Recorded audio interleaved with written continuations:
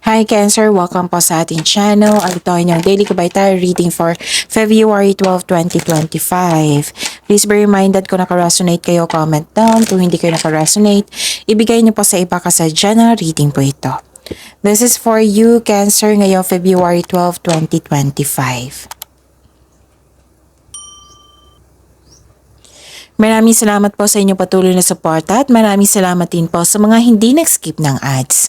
Gamitin ang reading na ito bilang gabay lamang sa mga hindi pa nag-subscribe.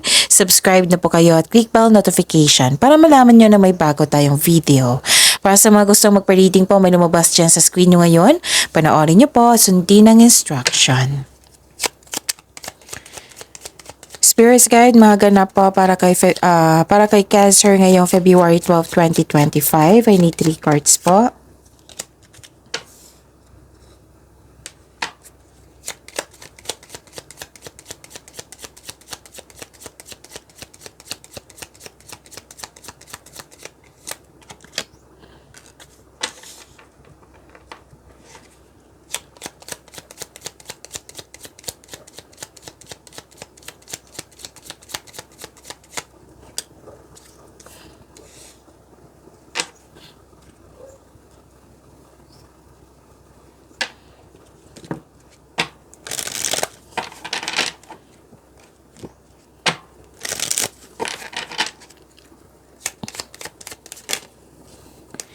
Spirits Guide, mga mensahe po para kay Cancer ngayong February 12, 2025. I need 2 cards po.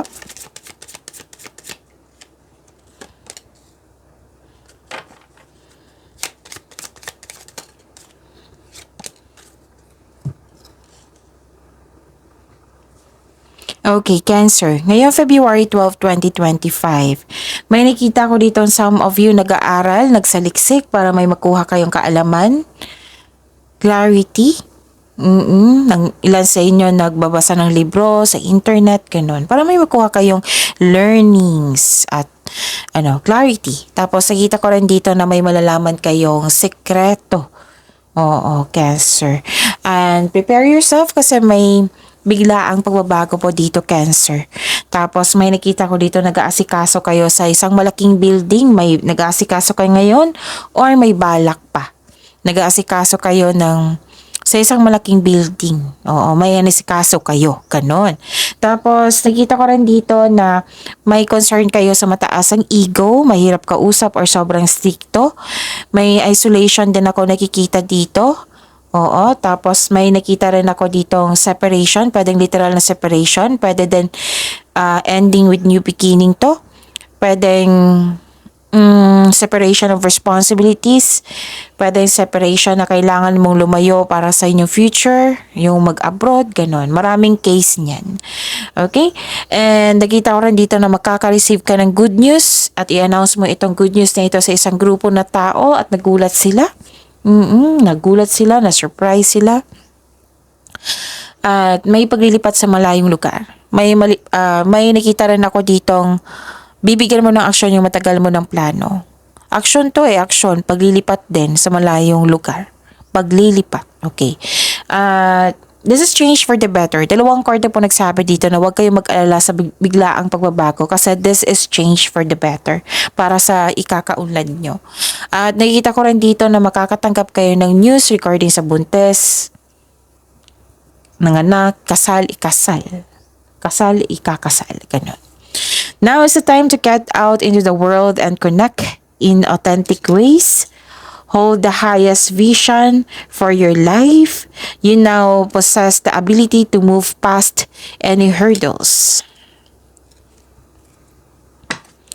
Spirits Guide, na po yung energy ni Cancer ngayong February 12, 2025.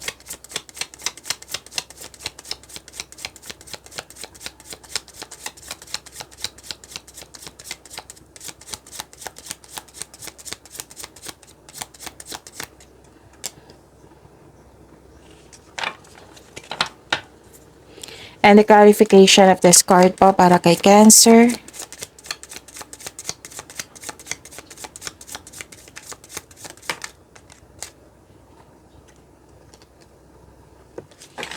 Kung may narinig kayo or may nakita kayong repeating message, meaning to say, pinupush ng cards niyan kasi ang ilan sa inyo hindi pa binigyan ng atensyon. Na kung maaari din po, bigyan nyo po ng solusyon at aksyon. Remember, okay? Remember, Cancer, at the end of the day, alam mo na ikaw lang taong may kakayahan at responsable na gumawa ng sarili mong katotohanan at kinabukasan. So, ano yung energy ni Cancer? Pagbalanse.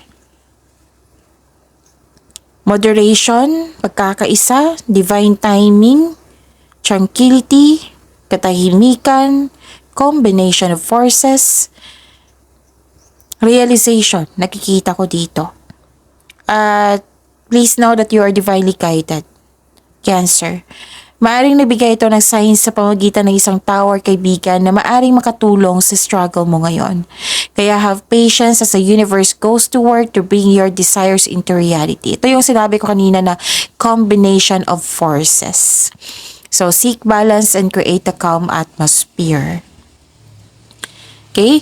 May nakita rin ako dito na may masungit mga tao dyan, sensitive. So nabigay ka dito ng mahabang pasensya at mag-unawa. Oo. And pay attention po daw kayo sa paggasta ng inyong pera. So, check your money now. So, monitor yung ano yung pumasok at lumabas na pera. Ganon. Para ma-monitor nyo. Okay? Make it balance po. Check your money now. Ano pa? Nakita ko lang dito na nagkaroon po ng confusion or hindi kayo makagawa ng desisyon. Oo, napanghinaan ka ng loob dito eh. Gusto mong lumaban pero napanghinaan ka ng loob. Napanghinaan kayo ng loob kasi naniniwala kayo sa mga bagay na hindi naman totoo.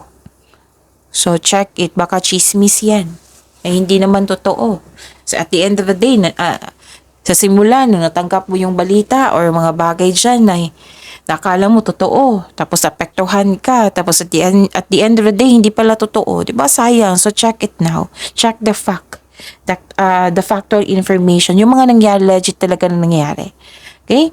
And may nakita rin ako dito na ma-pride na tao. Or di kaya ikalaban mo yung sarili mo, nag-self-pity kayo. Okay. May lumabas din dito sa oracle cards nyo, yung sabi ko kanina na may concern kayo sa mataas ang ego, mahirap kausap or sobrang stricto, lumabas din siya sa tarot cards nyo. Kasi na hindi siya nakikinig dito eh, lalo na sa payo. And this card tells you to clear up any hurt feelings. Maaring mabigat sa loob mo ang confrontation na ito, pero kailangan natin harapin to clear up any hurt feelings. Confused ka eh, hindi ka makagawa ng desisyon. So, kailangan ng pagbalanse dito sa lalo na sa inyong emotion. Dalawang card na po nagsabi niyan. Okay? Improve your communication also. Lalo na tong sa taong hindi makinig, hindi marunong makinig, ganun. Pero kung ayaw niya talaga, so, meaning to say, kahit anong gawin po niyan, hindi talaga yan makikinig, ganun. So, the most powerful thing to do is to pray. I-pray mo siya, isuko mo siya kay God. Isuko mo siya kay God, si God na bahala sa kanya. Mention this person's name. Tapos, ikaw na, si God na ang bahala sa kanya. Tapos, ikaw, mag-focus na lang kayo sa makontrol nyo. Okay? Huwag kayo mag-focus sa hindi nyo makontrol. Yung mga paalala dito na kailangan ng pagbalanse, like yung sa pera, check your money now. Diyan kayo asikasuhin nyo. Kasi kung pag-uugali yung problema mo, kung open-minded tong tao to, mas maganda po. Pero kung close-minded siya kasi matigas eh. So, i-pray mo na lang and hanap ka ng timing na yung good mood na siya na pakiramdam mo na open-minded na siya. Kailangan mo talagang kausapin yan. Kasi nakita ko dito malapit to sa'yo kasi naapektuhan ka. Spirits guide. Career and money po ni Cancer ngayong February 12, 2025.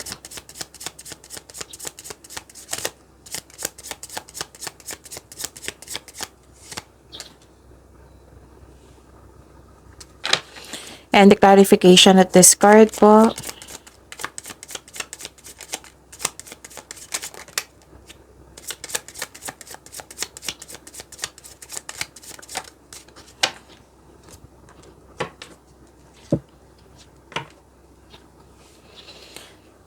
Wow, may success dito oh.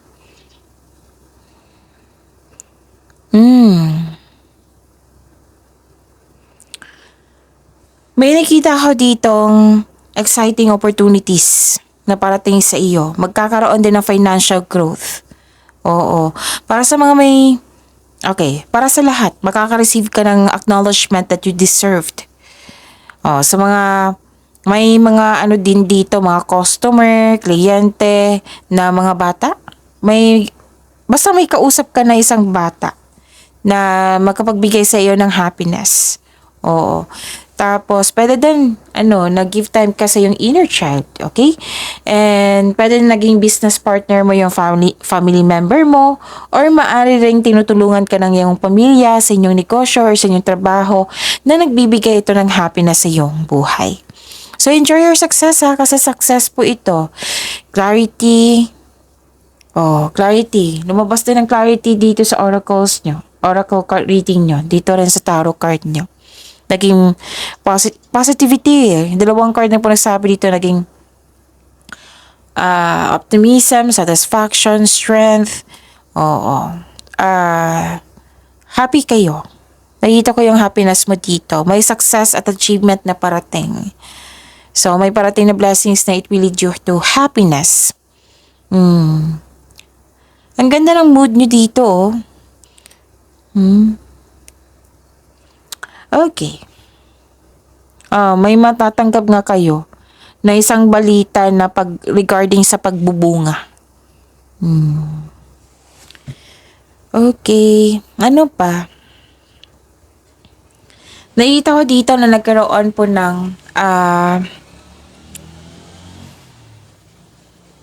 may concern sa controlling of behaviors and materialistic.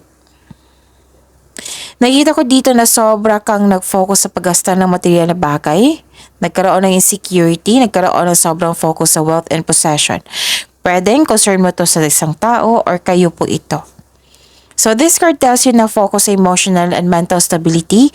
You need to relax and listen to your intuition. Sa mga bago dito na hindi pa alam kung paano mag-connect sa inyong intuition, i-search po sa Google on how to connect to your intuition kasi marami pong paraan yan. Spirit Guide, Love Life, Self-Love, Partnership, and Romance ni Cancer ngayong February 12, 2025.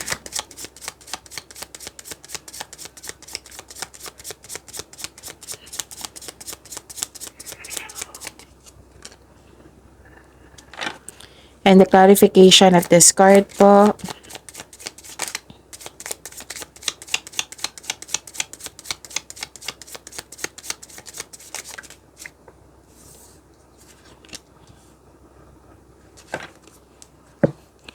Maraming salamat po sa patuloy na tiwala, suporta sa ating channel.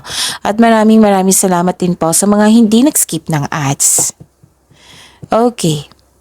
You're clinging to the past, may naalala kayo sa nakaraan, refusing to change kasi may transformation na nagganap, may pagbabago, stagnation, nakikita ko rin dito, parang napipilitan kayo sa pagbabago.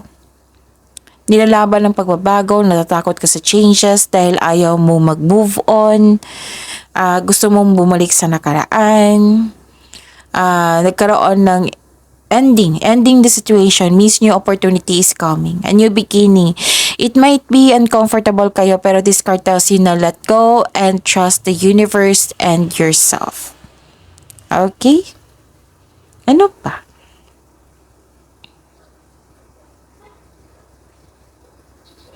Nakita ko rin dito na wow.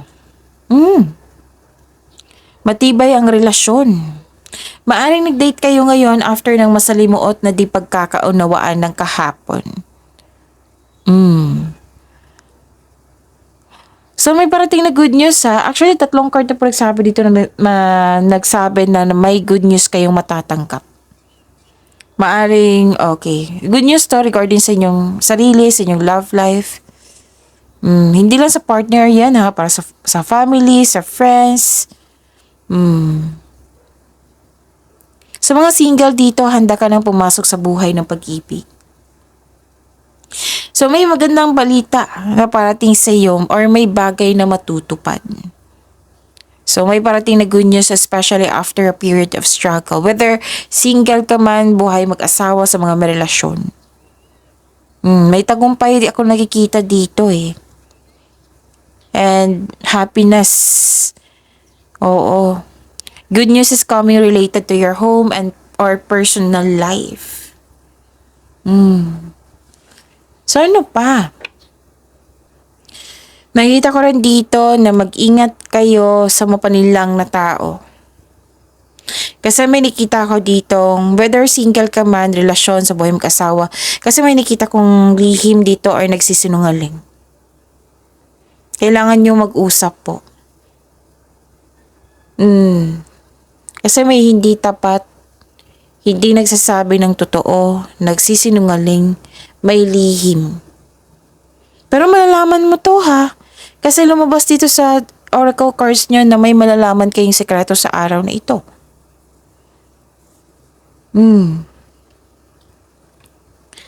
At nakikita ko dito na nagkaroon po ng may concern sa hindi nagbigay ng halaga, may concern sa money, may concern sa kuripot, may concern sa nagsisave kayo ng money dito para pambayad sa bills, loan, or may concern kayo sa utang na hindi nagbayad. Okay? Pag-imanin niyo po yung blessings sa binigay sa inyo. Cancer, see you tomorrow. Please like, subscribe, and click the button for notification para updated po kayo sa daily tarot reading natin. Maraming salamat po.